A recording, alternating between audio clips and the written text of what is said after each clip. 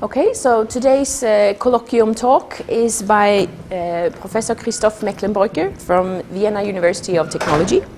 And the title of the talk is Vehicular Channel Characterization for Dependable Intelligent Transport Systems. And apart from being the head of the Doppler laboratory at Vienna University of Technology, you're also with FTW as a senior researcher, and previously as well been coordinator for the Mascot Sixth European Framework project, and as well for coordinating the task in the Cost Action 210 for the pervasive mobile and ambient wireless communications groups, and as well history from the standardization within the 3GPP and UMTS.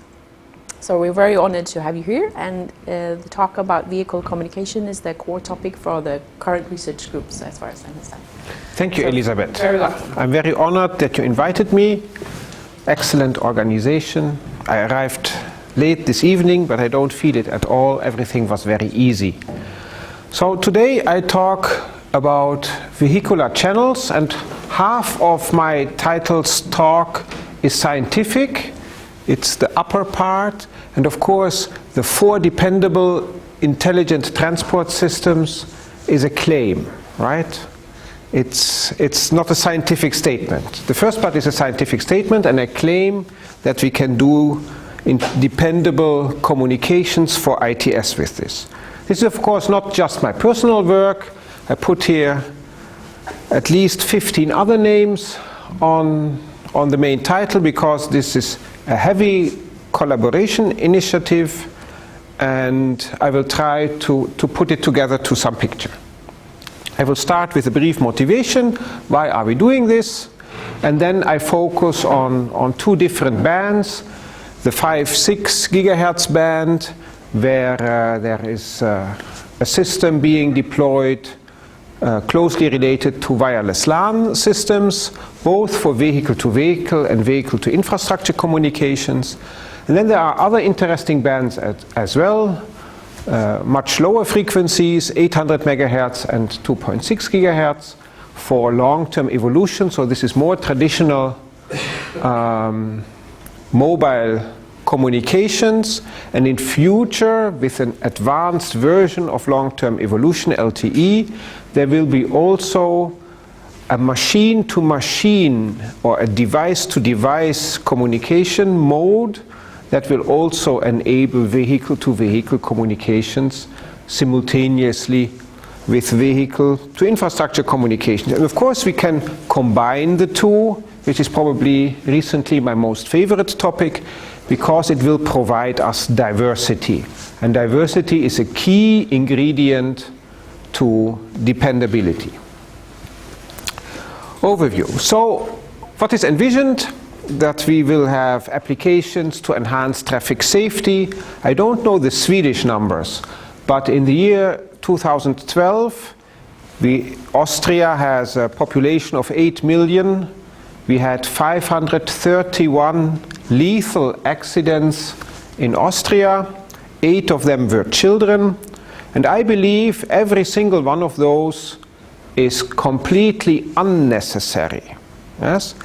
We have become very accustomed to these figures and sort of take them for granted, because it has been like this for ages.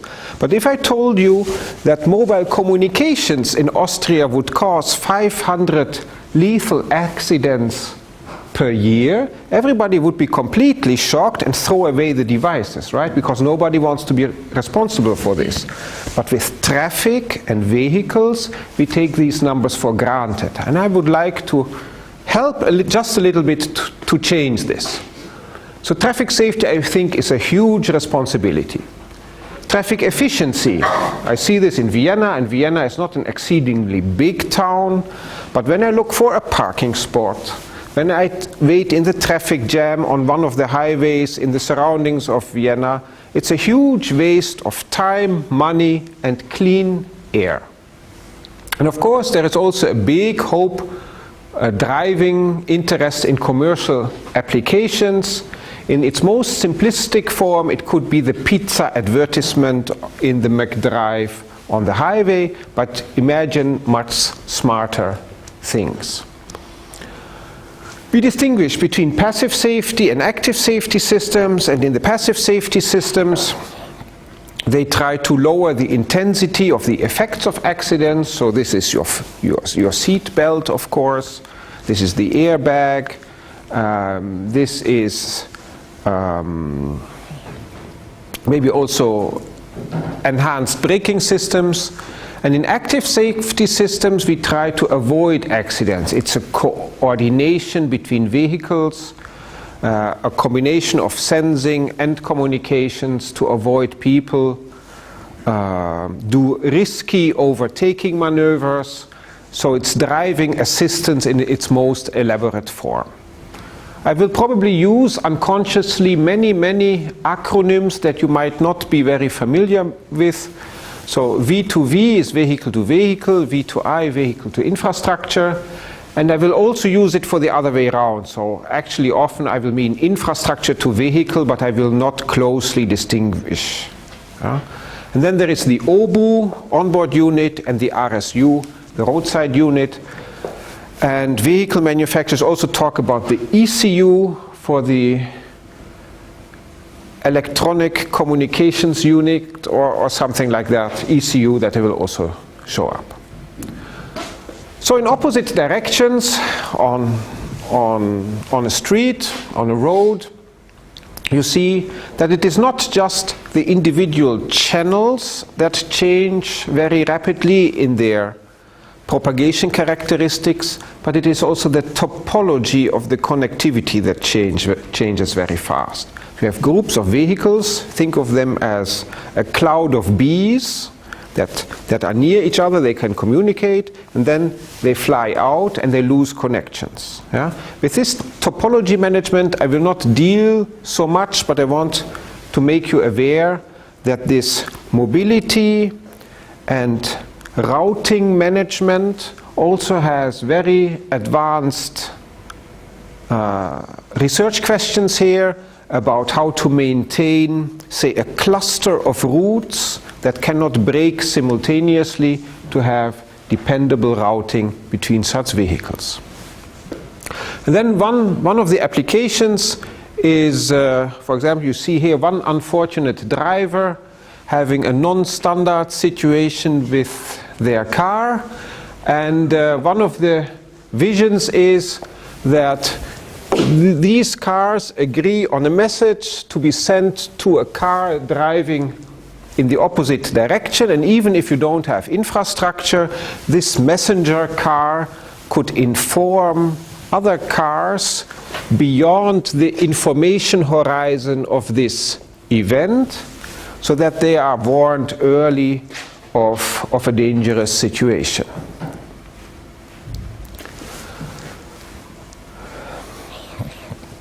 No. So this is, say, important for pre-crash airbag inflation. Many of those 500 deaths in Austria we could have saved if we had been able to inflate the airbag in the car just a millisecond earlier than we can inflate that airbag today. It's simply inflated too late, because the airbag inflation today is done by deceleration sensors on the car, so when the crash has already begun. So we need to inflate this airbag a little bit earlier, but of course there are risks in this. If you start systems for pre-crash airbag inflation, then you need to be extremely sure that an airbag will, that a crash will actually take place, because otherwise you risk of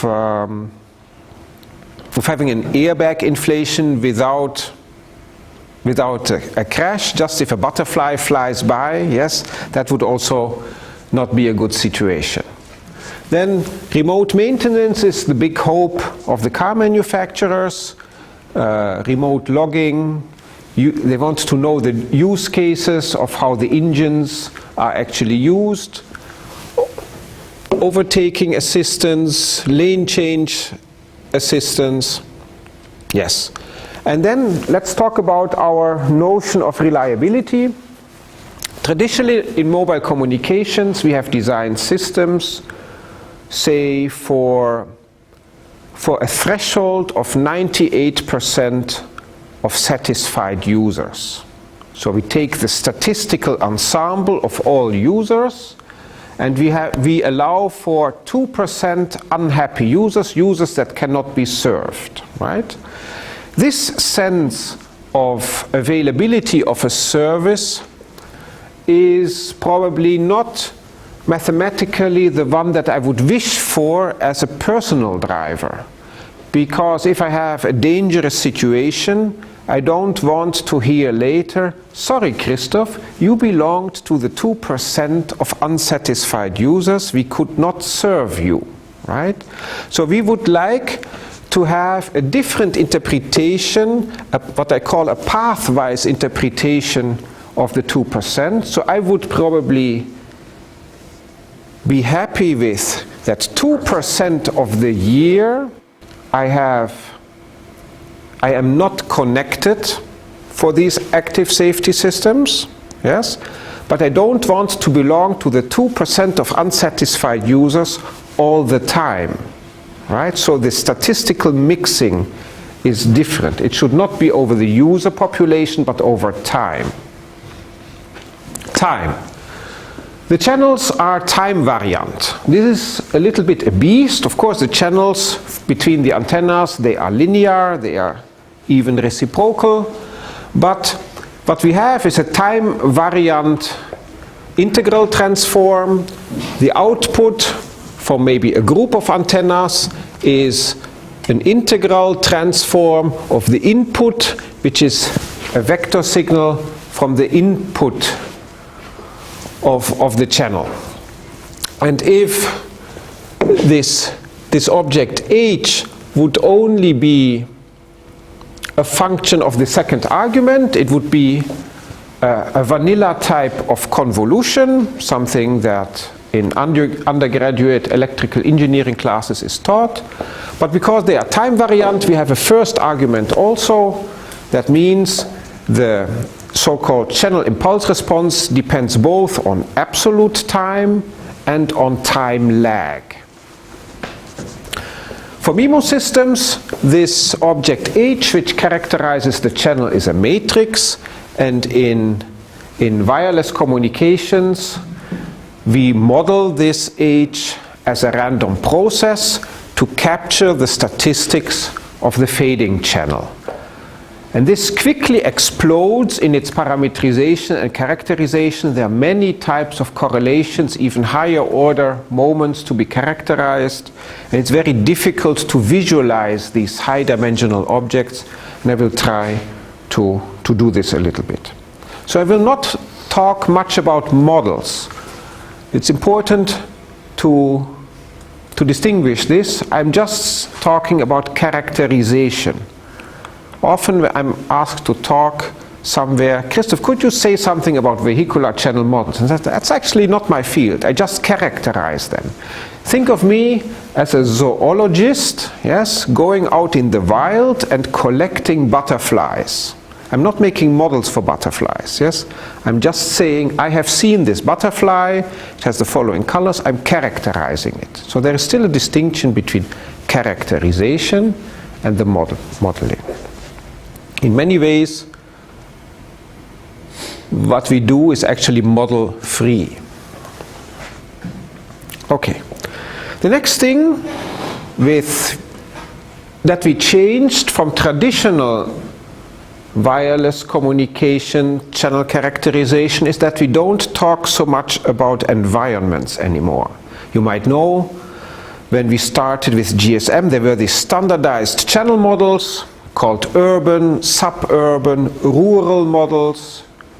Yes, there was typical urban and bad vehicular channel model.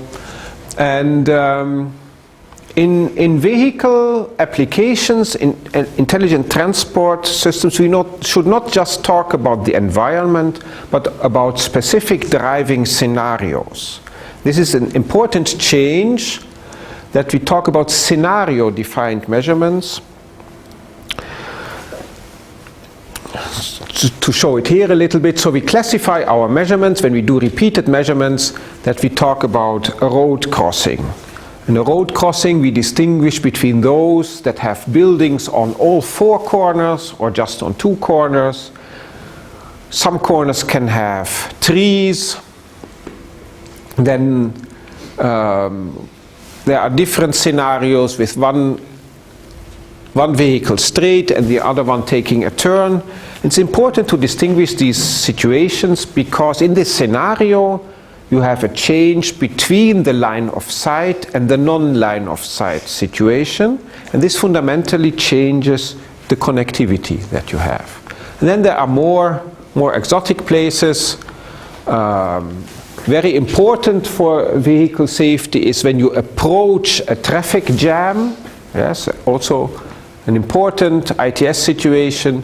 Bridges have fairly untypical channels because they contain a lot of steel, especially if it is, sag mal, eine Hängebrücke, one that has a lot of cords, like the one you have between Copenhagen and Malmö. Tunnels are important because tunnels have a lot of reverberation and a lot of scattering inside. And yes, important in vehicle safety is merging lanes on highways and in rural scenarios.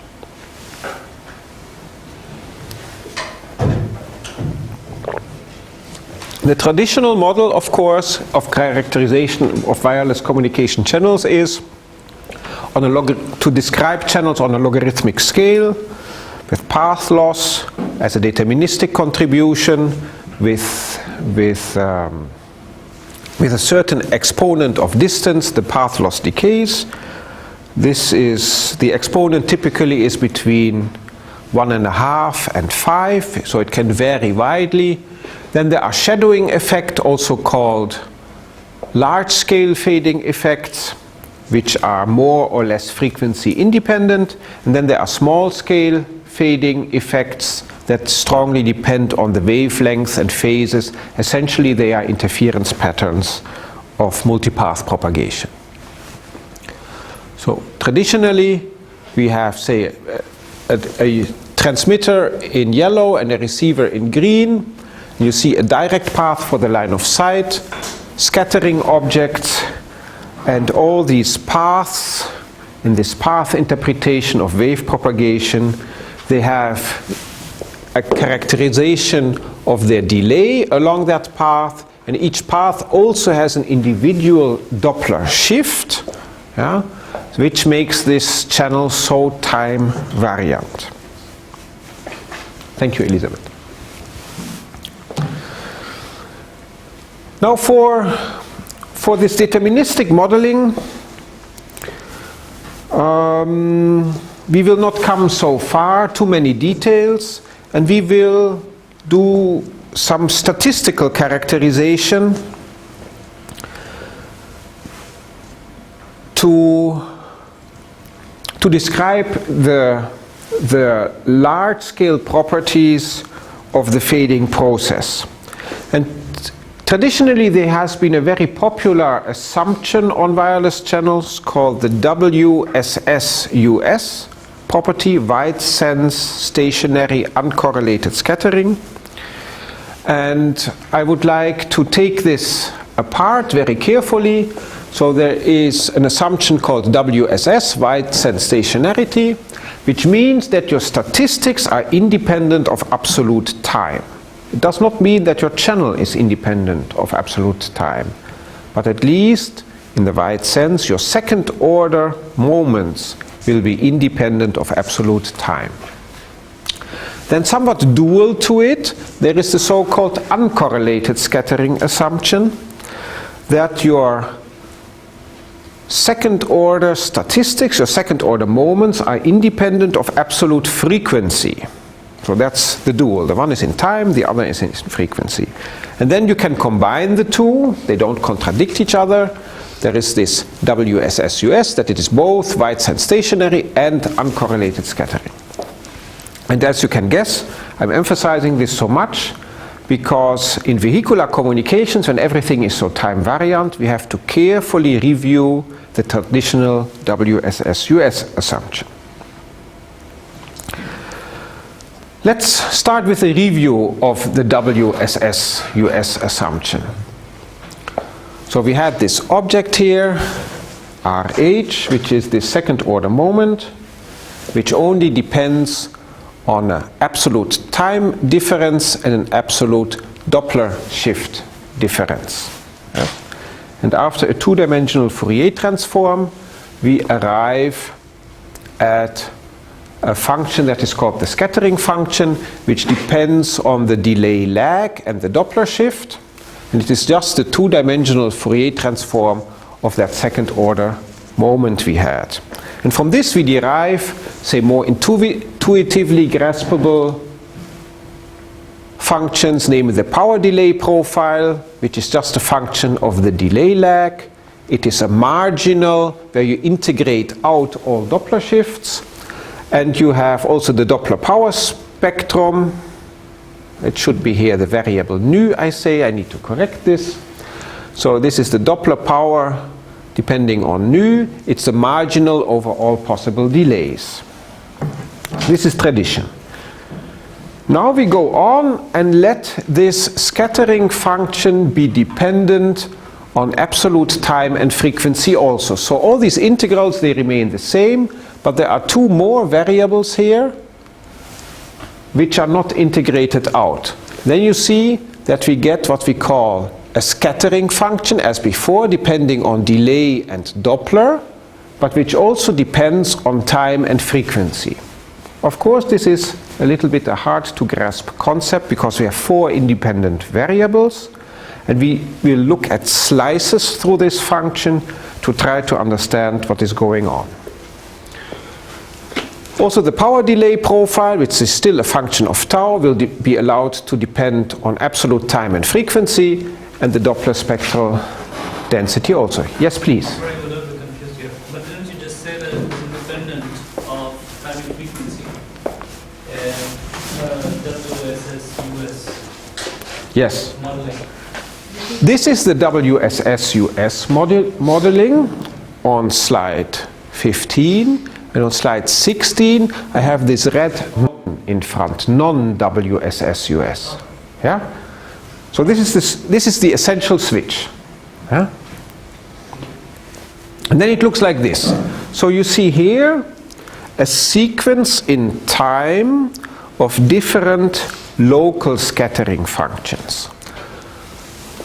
So this is a scattering function at absolute time 0. This is a local scattering function at half a second time difference. I avoid the word delay now, yes. And this is the local scattering at 1.5 seconds later, yes. And each of them is a function of the delay and the Doppler shift frequency. And you see in a rapidly changing scenario that you have peaks moving in time t, yes, and that the peaks will have changing local Doppler shifts and changing delays also. Okay, so this is just to explain the concept of how to average these things, that you have a plane and every point in that plane, so this is a frequency and time plane, and in every point of that plane we have a local scattering function. This is where the 4 dimensions come about. Yeah?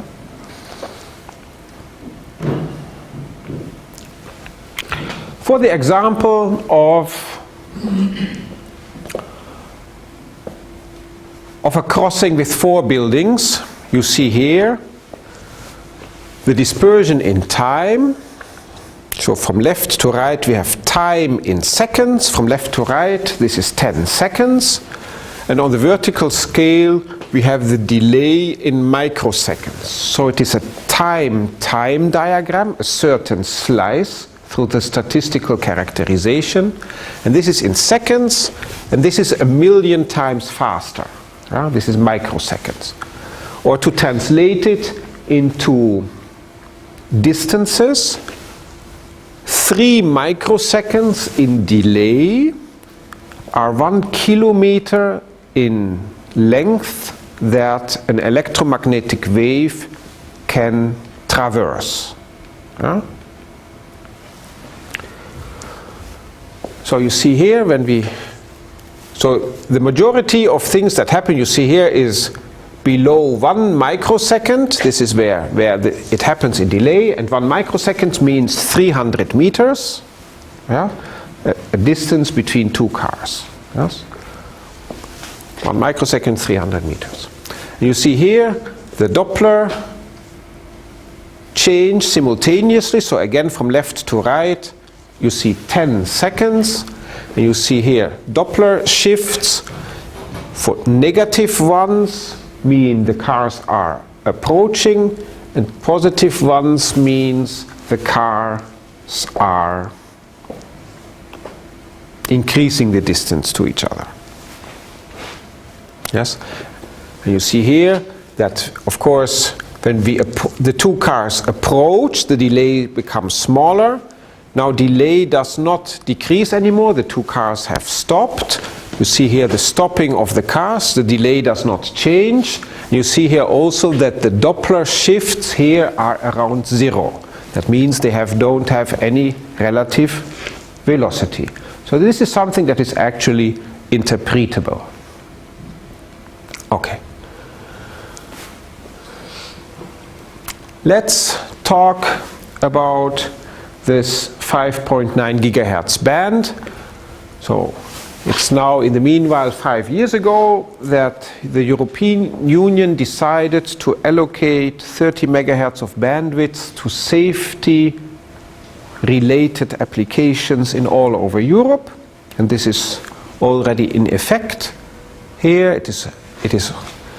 it comes well in line with 2 years later the ratification of the standard 802.11p for wireless access in vehicular environments, which is a flavor of wireless LAN with a reduced bandwidth of 10 megahertz to accommodate larger delay spreads. You might know wireless LAN was designed for in-house applications with small delay spreads. Okay. To verify how these channels actually look like, we carried out 2 measurement campaigns. Both were carried out in Lund and their surroundings. So one in 2007 and 2 years later another one. These measurement campaigns, they are carried out with a device called a channel sounder. A channel sounder is actually something that you could call a bistatic radar. So you have a transmitter that does nothing else than to transmit a periodically recurring identical sequence of transmit signals. We put it all in a car. So this is the receiver car.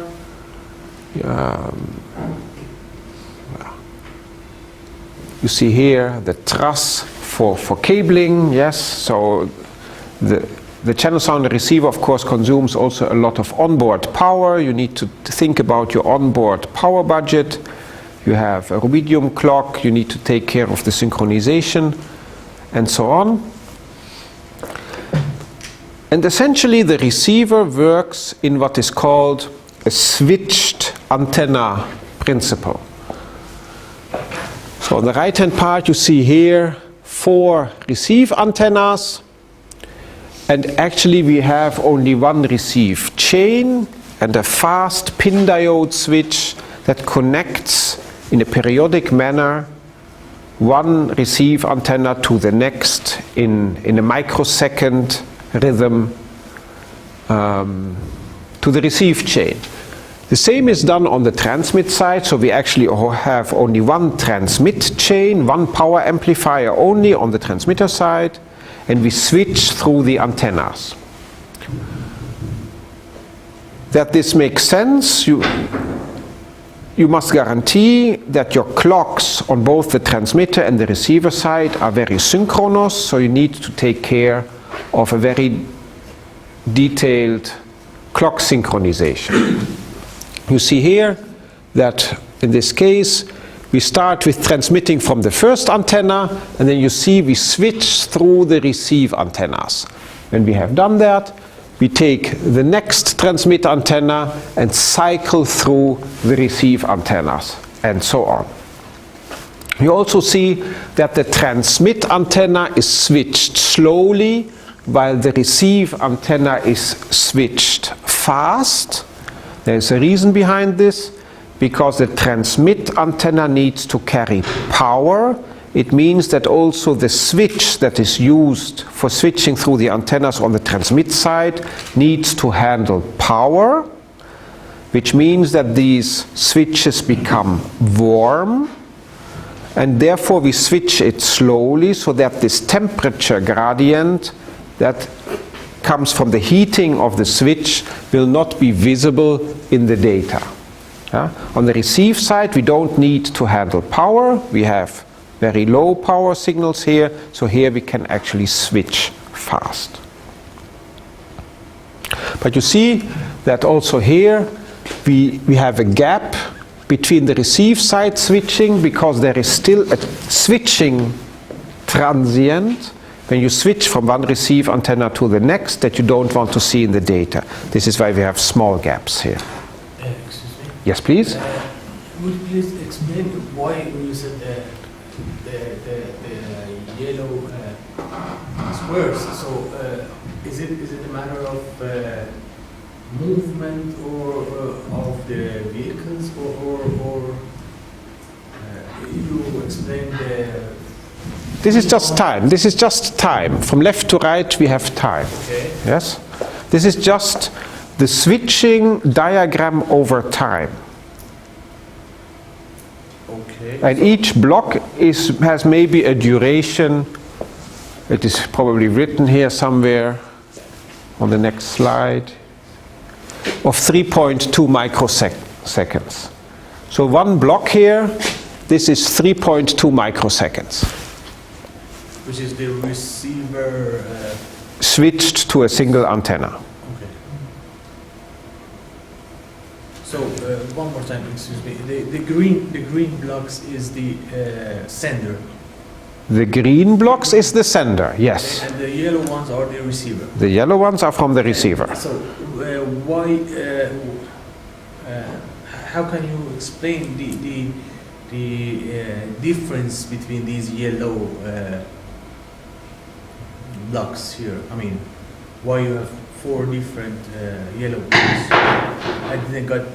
I switch it deliberately. I have here a digital control on this switch, and this switch says we just connect 3.2 microseconds to the first antenna, then we switch to the next. We wait 3.2 microseconds, then we switch to the next. Okay. It's done by software. Okay. On the receiver side. Okay. But because the two cars do not have a protocol link to each other, we need to make sure that the rhythm of the switching of the yellow blocks is not out of sync with the rhythm of the green blocks. Okay. So in this experiment, does the cars moving toward each other, or maybe following each other? Yes, these are the different experiments. Okay. Yes, please. Sir? You have multiple antennas. The distance between the antennas and the placement of the antennas, what is that? These antennas... So now we need to remember that the questions are not possible to hear in the recording. So we need either I repeat the question, or you need to repeat the question before answering. You asked where the antennas are located. Yeah, Yes? the distance between. They are both on two vehicles. So there is a transmit vehicle and a receive vehicle. And each vehicle has 4 antennas, and they are confined in such a typical fin on the roof of the vehicle. I will probably show it in one of the later slides. So the 4 antenna elements are housed in a common housing on the roof of the vehicle. In line with each other. In line with each other, yes. Yes, there was one more question here. In the first place, why do you use 4 different antennas for receiving? So the question is, why do we use 4 different antennas for the MIMO? We use 4 different antennas because we thought it would be interesting to see more details of the channel and whether to be able to evaluate whether there is a benefit from using several antennas. Yeah, they are of course not on the same place. Yeah?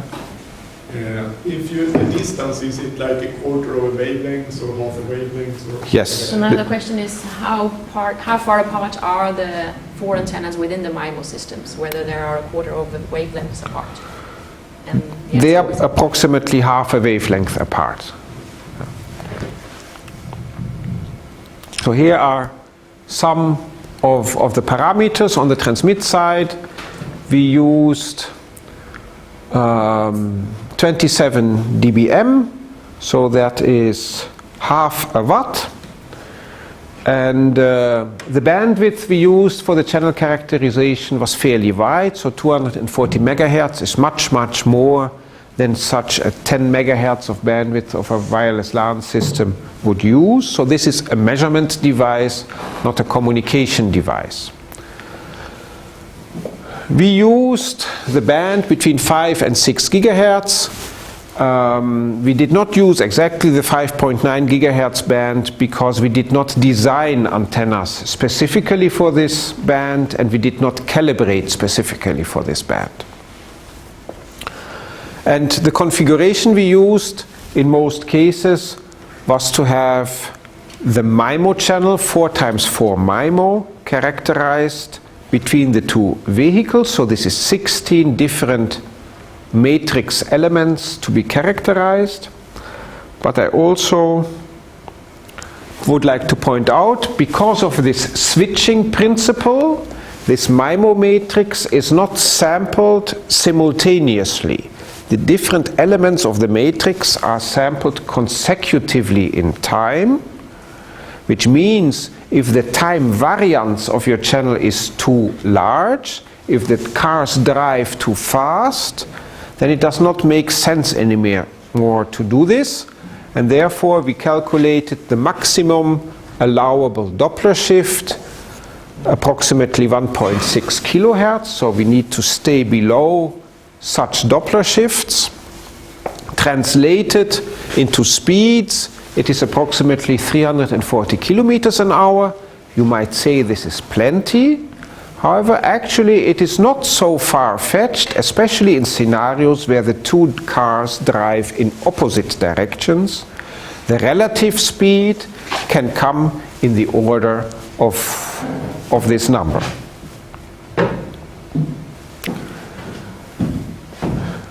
To answer your question one more time, you see here this black housing on the back of the roof of such a car. We characterized the patterns of the individual 4 antenna elements in a measurement facility by the company Delphi near Hanover at the time. So the car in such a facility is standing on a turntable. I don't have a film now. And this arm you see here with the second antenna actually can also sweep, so that you can measure the semi-sphere, the upper semi-sphere of the pattern. Okay, now to the results. Path loss. Path loss measurements done in Lund indicate that we can also have very small path loss exponents, smaller than 2. So here you see an example versus distance, and here path loss in decibels, some relative scaling, And the best fitting curve, it should be the median curve, not the mean curve. Yeah, so you have to fit to minimum median absolute deviation. Yields an exponent of 1.8. So small path loss means that you have long range interference. It's actually not a good value to have a small number in path loss, because cars that transmit simultaneously will have long propagation, longer than expected. Shadowing. Here you see an experiment with prototypical 11p reception and transmissions. So we bought this from a project CVIS, where Elisabeth Uhlemann also proposed to us, there is this equipment, Christoph, would you like to use it? And yes, we were very happy with that equipment, and we used it in several experiments. Here you see an evaluation where we mounted a roadside unit on a gantry.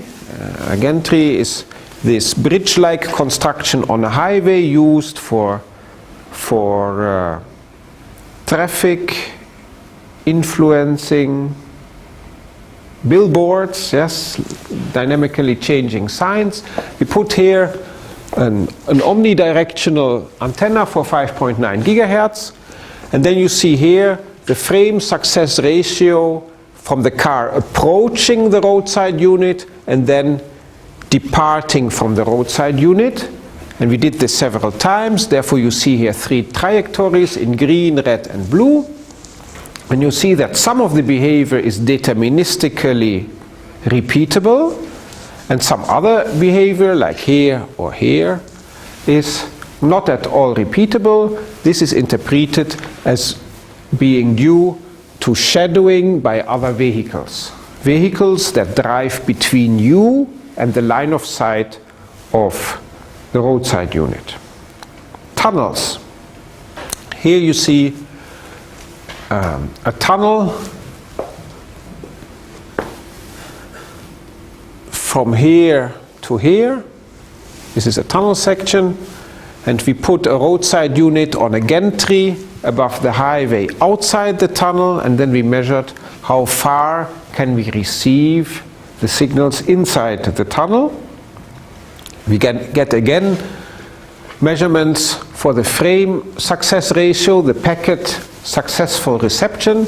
You see that some of the trajectories, blue, red and green, are deterministically repeatable. You also see here interference effects between sidewalls and possibly the bottom bounds in the tunnel.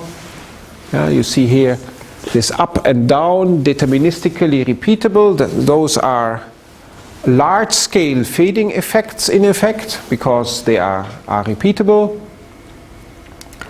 And you see that snapshots taken for the 3 scenarios, so the blue framed image belongs to the blue trajectory, the green to the green, and the red to the red. That we have here a low traffic density for the green line and overall fairly well behavior. Here, once we see a truck ahead, and you would interpret this probably as a blocking of the line of sight, which is true, but since the truck itself is from metal, you also see that it can have beneficial effects, because this truck acts as an additional scattering object, just like a passive relay. Yeah? And so it is not always bad. More importantly, it is not predictable. And non-predictable behavior, of course, is something for safety-related applications that we would not like to have. Excuse me, where did you say the roadside unit was? Was it at the entrance or? Yes, so you see it here. Where is the roadside unit located? The roadside unit is located outside the tunnel, so this is the tunnel segment, and the roadside unit is on a gantry, somewhat above the height of the roof of the tunnel. Yeah? But it radiates still fairly well into the tunnel. Yeah? Time variance. Let's look at the time variant behavior of the power delay profile. One of those slices through the local scattering function. Now we have a time axis here on the vertical line in seconds and a horizontal delay axis in microseconds for a scenario that is depicted here on the floor. Namely, we have the receiver car with the channel sounder overtaking a truck and then approaching a traffic jam, and especially approaching also one of those overhead traffic signs. And some of the paths between the transmit vehicle that is already in the jammed part of the traffic, so that is driving slowly. You see that the car overtakes the first one, become nearer to the transmit car. Here, this point where the two cars have the smallest delay from each other is when the receive car overtakes the transmit car. And from that on, the delay increases again because we depart from the car. But you also see not just the line of sight contribution, you also see other traces in this time and delay plane stemming from a reflection from that overhead sign. We can also depict this as a function of the Doppler shift plane versus time. You see here this typical zigzag line that everybody knows from hearing. Yes, so it is this sound of the that everybody knows from personal experience. Yeah? This is the Doppler behavior if a fast-moving car with its sound passes by you. This is exactly this S-shaped curve. Yeah? Local scattering function, I think I have explained this already excessively. I will not go very much into the details here. It simply says we have a strong peak visible here in the delay-Doppler plane corresponding to the transmit vehicle. Then we have an obstructing vehicle, so that has the same Doppler shift around 0 because all cars drive into the same direction, but there's a longer delay. Another one, truck in the opposite direction. You see here the white truck, which of course has approximately the same delay, but a large positive Doppler shift. This is why that point is there. Okay. This picture I have already explained in much detail. Yes. You also see that in the beginning we have a very sharp single contribution, just like an edge of a Dirac pulse in the plane, so this is a single arrival. But when the two cars are near the crossing and stopping, so the red car is waiting here and the blue car is waiting there, you see this whole cloud of diffuse scattering going on, which comes from the adjacent buildings, and multiple scattering from windows and corners. Yes, other cars and buildings, it's probably a little bit faintly visible in this coloring. Different scenario, highway scenario, blue car transmitting, red car receiving, in between a truck obstructing the line of sight. You see that it is a much more boring picture because all cars of interest move in the same direction. And you see that we have this main contribution over time at a constant delay of approximately half a microsecond. Half a microsecond then means means 150 meters distance between them. Then you see here other trucks, approximately the same speed, but slightly tilted, so not all cars, of course, on the highway drive the same speed. In the tunnel, with cars moving all in the same direction, we again have this boring line of sight behavior, but you also see when we enter the tunnel, this reverberation in the tunnel. Yes, this is multiple reflections on the walls of the tunnel, and you also see actually some periodic things, some dots here, you probably see them better than me, of the ventilation system. So sometimes you see these propellers in the tunnel, and they of course are strong reflectors, and when they turn they also cause a Doppler actually, so you can also see that. This summarizes stationarity time. I will not go too much into detail of that now. One of the main conclusions from those experiments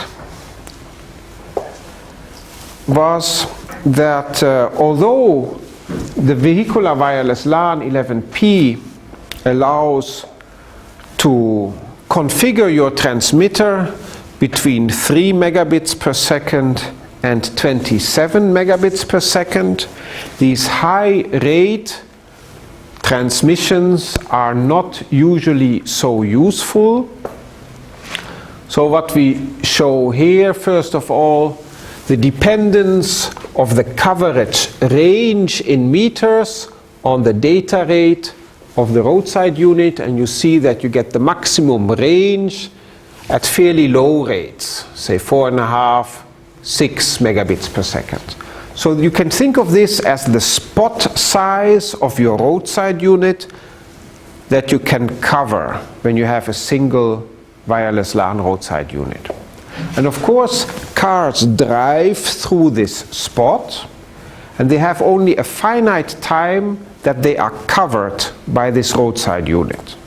And the faster you drive through, the shorter in time you can communicate with that roadside unit. So the next thing that we looked at is the total downloadable data volume as a function of the data rate for cars driving at, I think, 80 kilometers an hour, at least at constant speed. And you see that the maximum downloadable data rate is achieved between 4.5 and 6, 9 in this area. It's not a very peaky maximum, so that's not very delicate. But in any case, the maximum achievable data volume for a file download is not at 27 megabits per second. We also saw some dependency between the achievable data volume and the packet length, how you configure your OFDM packet sizes, internet packet sizes. Yes. A little bit more difficult to interpret maybe now. One of the final things I want to show for today is relaying behavior. So we put one roadside unit on a gantry, and we put 2 onboard units in the relay and 1 onboard unit in the destination.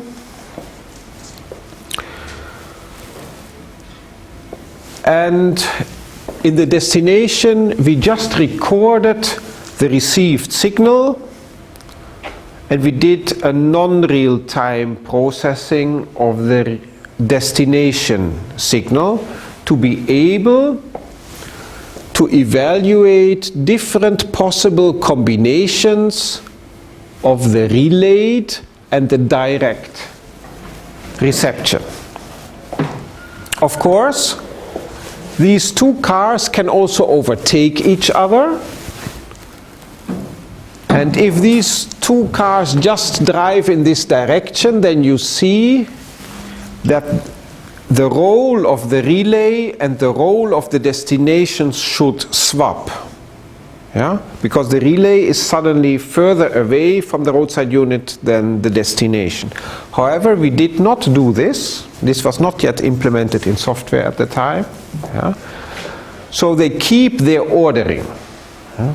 This is something you need to keep in mind, and this also explains that there is some asymmetry in the link. So now you see here the frame success ratio at the destination car while approaching the roadside unit and then again departing from the roadside unit. And the relaying car is always driving in front of the destination car. So in this left part you see that there is a large benefit from this dual hop scenario, because the relaying car is probably at position minus 400 and I am at position minus 600, so I see this hopping makes sense. But of course when we drive here, then my relaying car is already at 400 and I'm still at 200, so my direct signal is actually much stronger than, or much more reliable than the relayed one. This is why this asymmetry is in the picture.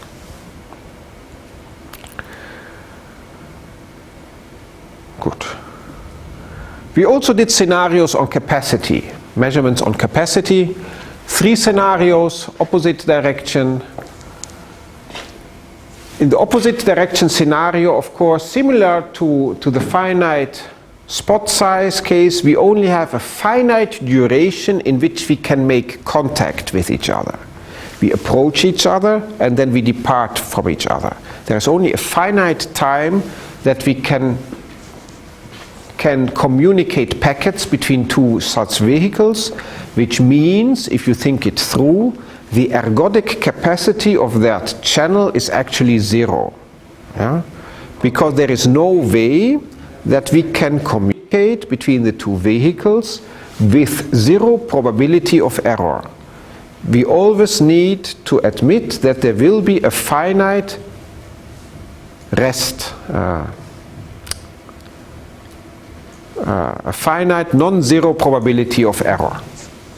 Of course, when the 2 cars are in same direction, we can have a non-zero capacity, and the same is true in an urban scenario when we drive in the same direction. So these are, of course, the 2 pictures. Here again vertically, time and delay for all pictures for cars driving in the same direction on a highway. You see a very dominant line of sight, maybe one other reflection from a guardrail of the side of the highway. Here you see the urban, you see a dense scattering of the urban buildings and construction sites nearby. And this hyperbolic behavior is the drive-by scenario of 2 vehicles on a highway that pass each other. You see here in the lowest graph the 4 eigenvalues of the MIMO communication channel matrix. They are sorted here, strongest in blue, second largest green, red and cyano. And you see that for most of the time all these eigenvalues are small, and when the 2 cars come close, one such eigenvalue elevates from the noise before it dumps again. And this is of course the time when we can have a non-zero communication between the 2 cars. I should have stopped my Skype. Highway same direction. This will be fun in the video. Same direction, you see that we have a constant, fairly low quality link between the 2 cars. In urban same direction, we have the same thing. You see we have a constant low quality link between the 2 cars, but when the 2 cars come closer to each other, you see an additional step. We would call this a rank 2 channel with additional path diversity. We can communicate better between the two. Probably for the sake of time, I will not go too much in the details of the channel models at 800 and 2.6 gigahertz, which follow along the line, and I will fast forward to some preliminary conclusions. So in vehicular communications, we often have a strong line of sight path. You saw it especially in vehicles driving in the same direction along highways. A small path loss exponent does not necessarily mean that it is a good communication scenario.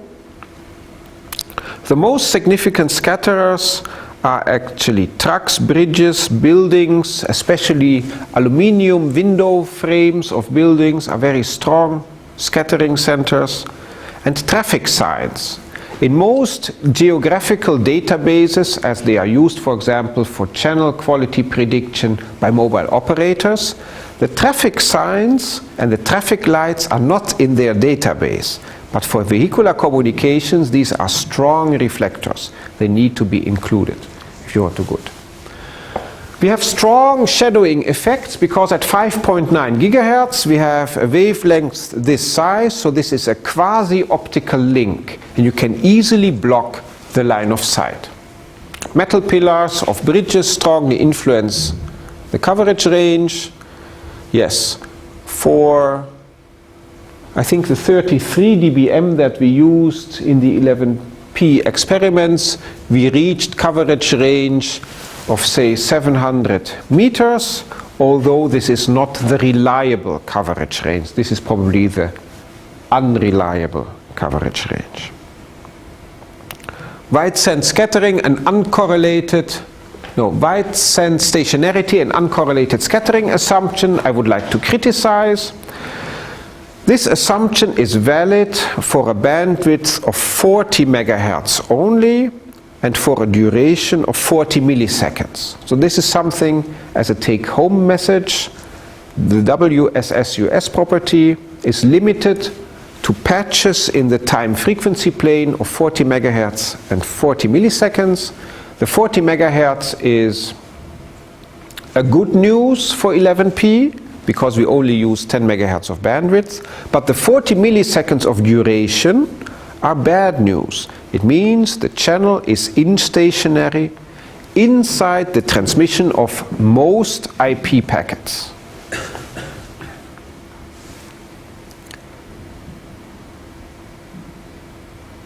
So the channel is not so good.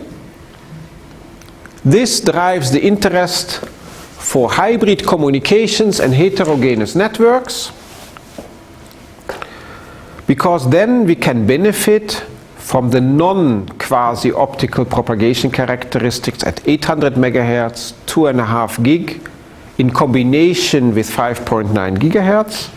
So I'm a strong advocate of combining vehicular wireless LAN with long-term evolution, especially the machine-to-machine communication mode of LTE. Much of these high-frequency related things also means that on vehicles we need to reduce the losses due to cabling between the antenna on a roof and the RF electronics, which will motivate that we want to put much of the RF front end in the roof itself. And one of those pictures by one of our partners is shown here. You see this typical antenna fin. Today this antenna fin already has 4 coaxial connectors.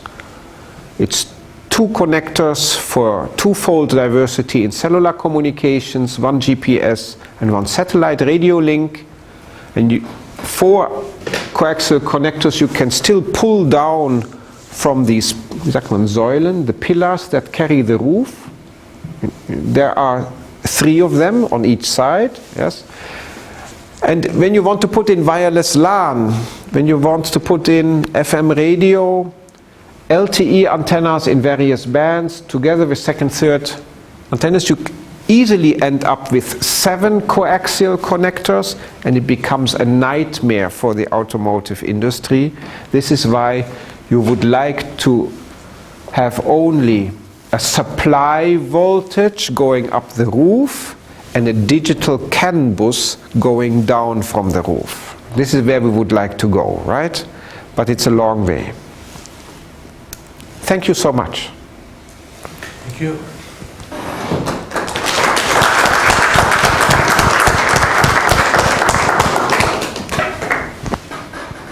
Any questions from your side?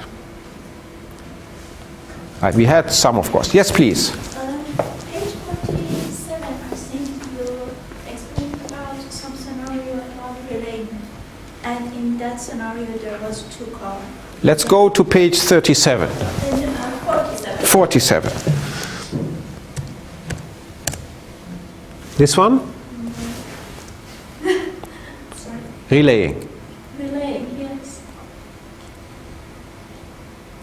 Oh, this is wrong direction, excuse me.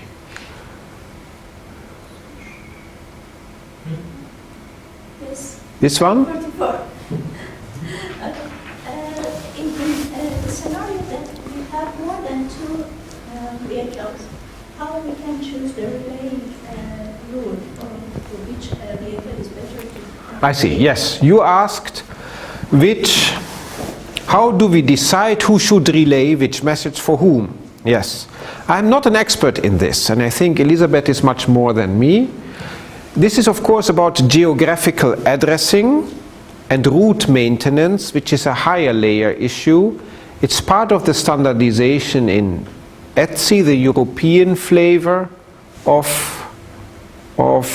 what is going on in the European Telecommunication Standardization Institute, in a flavor called ITS G5, where such topological and geographical routing issues are addressed. Yes, I don't know those details, but I am willing to discuss with you offline. Yes, please. Excuse me, you mentioned the relaying cars are always located.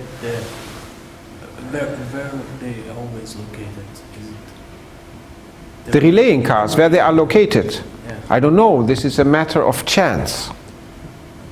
But somewhere you in one of, I think in the same slide you or maybe from your experience here you put In this, for these results, Yes. the relaying car is driving in front of the destination car, okay. which is a good scenario when we approach the roadside unit. Please, Veronica, maybe you should explain. Okay, so you see here two different colors, the blue one and the red one, okay? Yes. The blue one, this is the performance you receive when you have no relay. The red one is the combined source link, which basically is a combination of two measurements. So one measurement was performed when the relay was driving ahead. This is you win some information when you're approaching the transmitter. And the second measure was done when the relay was driving behind the receiver, okay? So in this case, you win when you have already passed the transmitter, all right?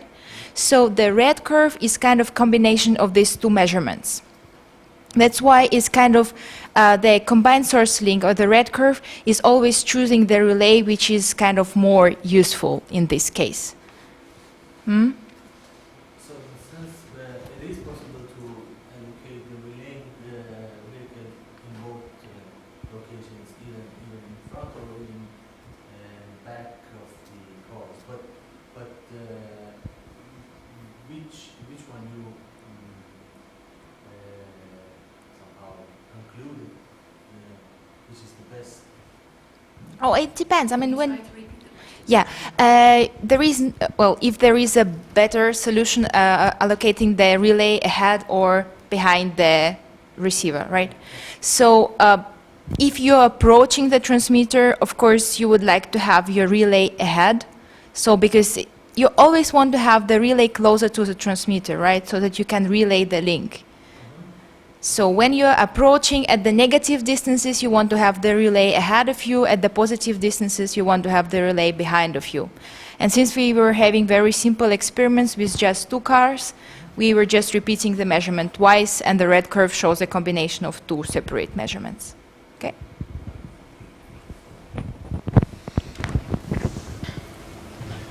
Yes, please. Yeah. Have Marcus. you measured the carrier sense distance? How long before you can reuse the radio medium, so to say? There is a parameter called, the question is, what was the carrier sense distance? I don't know this, but I know in the configuration of the wireless LAN there is a parameter called CST, carrier sense threshold, that is normally set at -90 dBm. Yes, and I think this is also what we used in the experiments, because this is the standard setting. There are certain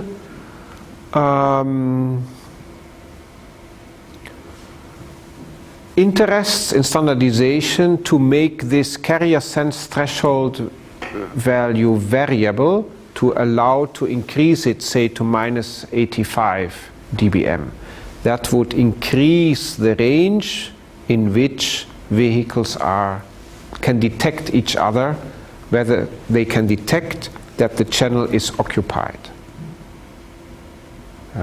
So I only can give you the dBm number, but I don't know how this translates in this environment to a distance.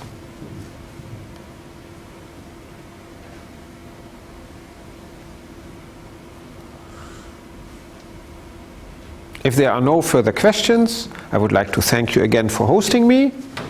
Let's enjoy our lunch. Yeah, so on behalf of Halmstad University, I would like to thank you very much to coming here and giving this talk, and we are very grateful for this. So a small gift. Thank you. Thank you, Elisabeth. I have also a gift.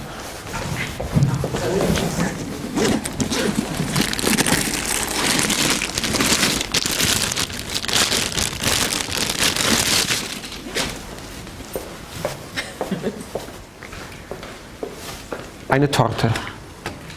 This has a long history, right? We Yes. promised this cake from the cost meeting. Yes, old story. Thank you again. Thank you.